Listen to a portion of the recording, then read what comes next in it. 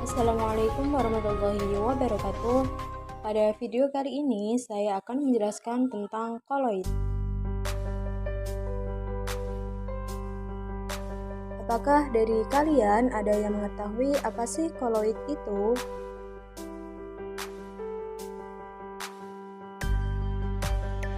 Campuran larutan yang kita ketahui secara jelas ada dua macam, yaitu campuran homogen atau larutan sejati dan heterogen atau larutan suspensi. Pada campuran homogen, semua partikel yang larut dan menghasilkan satu fasa yang tidak dapat dipisahkan. Sedangkan pada suspensi, partikel-partikel tidak larut dan kedua fasa dapat dipisahkan. Adapun contoh dari larutan sejati yaitu air dan gula, sedangkan pada suspensi yaitu air dan pasir.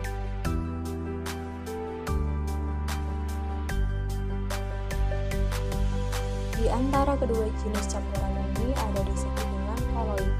Koloid ini merupakan suatu fasa tidak terpisah tetapi partikelnya tidak sekecil larutan sejati. Contoh dari koloid dalam kehidupan sehari-hari adalah saus tomat, es krim, santan, susu, dan sebagainya. Pada sistem koloid, partikel koloid disebut fasa terdispersi dan medium disebut sebagai medium pendispersi.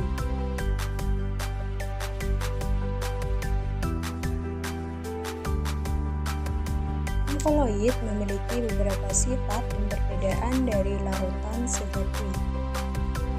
Yang pertama adalah efek Tyndall.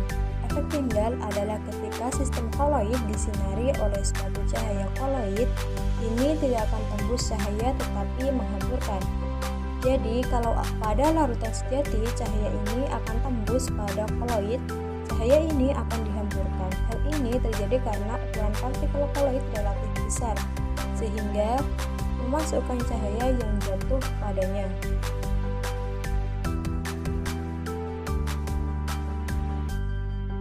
Yang kedua adalah gerak Brown. Jika kita mengikuti gerak partikel koloid dengan mikroskop, kita menemukan partikel bergerak secara acak. Gerak partikel acak ini disebut dengan gerak Brown. Robert Brown, seorang penggagas gerak Brown ini, tidak dapat menjelaskan mengapa partikel ini dapat bergerak secara acak. Akhirnya pada tahun 1905, Albert Stein menunjukkan bahwa gerak Brown ini terjadi karena tumbukan partikel yang tidak merata. Yang ketiga adalah muatan koloid. Partikel-partikel koloid bermuatan listrik, ada yang positif dan ada yang negatif. Adanya muatan listrik pada partikel-partikel koloid ini dapat dijelaskan dengan beberapa peristiwa, yaitu yang pertama absorpsi. Zat-zat yang terdispersi pada koloid dapat memiliki sifat listrik pada permukaannya. Partikel ini menemukan gaya Cornflow sehingga dapat mengikat partikel-partikel zat asing. Gejolak penampilan zat asing ini disebut dengan absorpsi. Zat-zat yang terikat secara absorpsi akan membentuk lapisan dengan ketebalan sekitar 1-2 partikel. Jika partikel ini mengabsorpsi anion, sistem koloid akan bermuatan negatif. Sebaliknya, jika diabsorpsi adalah kation, sistem koloid akan bermuatan positif. Selanjutnya yaitu elektroforesis.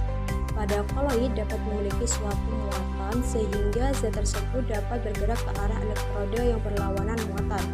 Migrasi partikel ini disebut dengan elektroforesis. Adapun contoh penggunaan elektroforesis ini adalah pada industri mobil. Ketika mobil mau dicat, badan mobil dialiri muatan listrik yang berlawanan dengan muatan yang terdapat pada cat, sehingga mengakibatkan cat ini menempel lebih kuat pada mobil tersebut. Kemudian koagulasi. Koagulasi merupakan peristiwa penggumpalan partikel koloid karena kehilangan kestabilannya. Hal ini dilakukan untuk mempertahankan partikel-partikel koloid agar tetap tersebar di dalam medium perdispersinya. Adapun contoh dari pemanfaatan koagulasi ini adalah pada proses penjernihan air dengan menggunakan tawas. Yang keempat yaitu dialisis. Dialisis adalah sebuah teknik pemurnian koloid yang berdasarkan pada perbedaan ukuran partikel. Pada proses ini, sistem koloid dimasukkan ke dalam wadah terbuat dari selaput permeabel dan dicelupkan ke dalam air yang mengalir terus-menerus. Selaput semi-permeabel merupakan selaput yang dapat melewatkan partikel-partikel kecil, tetapi mampu menahan partikel koloid. Dengan demikian, ion-ion akan keluar dari kantong koloid dan hanyut terbawa oleh air. Contoh penggunaan dialisis yaitu pada proses pencucian darah bagi penderita gagal ginjal.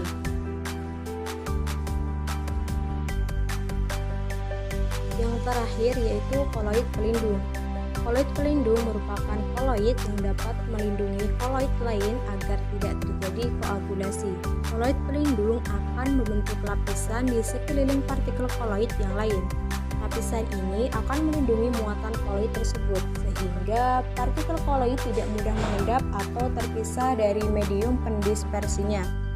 Adapun contoh dari koloid pelindung yaitu pada pembuatan es krim. Pada pembuatan es krim ini digunakan gelatin untuk mencegah pembentukan kristal besar es atau gula. Sekian penjelasan saya terkait koloid. Semoga bermanfaat. Wassalamualaikum warahmatullahi wabarakatuh.